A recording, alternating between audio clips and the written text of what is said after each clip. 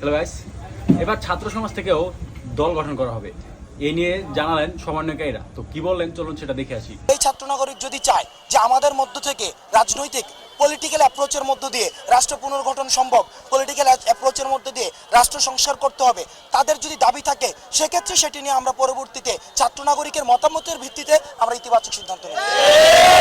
দেখুন, আমাদের এই যে বৈষম্য বিরোধী ছাত্র আন্দোলনের যে ব্যানারটি রয়েছে, এই ব্যানারটির আন্ডারে যতগুলো কর্মসূচি পালন করা হয়েছে, সবগুলো কর্মসূচি কিন্তু ছাত্র নাগরিকের চাহিদার ভিত্তিতে দেওয়া হয়েছে।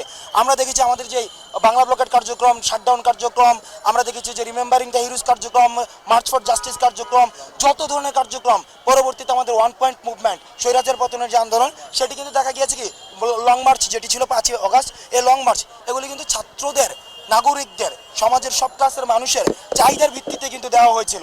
অর্থাৎ সেই জায়গায় আমরা সমন্বয়ক যারা রয়েছি, আমরা সমন্বয়করা শুধুমাত্র সমন্বয় করেছি। আরেকটি জিনিস যদি আপনারা দেখেন, সেখানে আমাদেরকে যখন উঠিয়ে নিয়ে যায় তখন কিন্তু যাত্রাবাড়িতে, উত্তরাতে, বাংলাদেশের বিভিন্ন জায়গায় কিন্তু সমন্বয়ক ছাড়াও কিন্তু আন্দোলন হয়েছে। অর্থাৎ এই আন্দোলনের একটি গুরুত্বপূর্ণ বিষয় হচ্ছে সমন্বয়ক থাকছে কি থাকছে না সেটা মুখ্য না, মুখ্য হচ্ছে যদি নির্যাতন হয় সেখানে নির্যাতনের বিরুদ্ধে ছাত্র নাগরিক দাঁড়িয়ে যায়।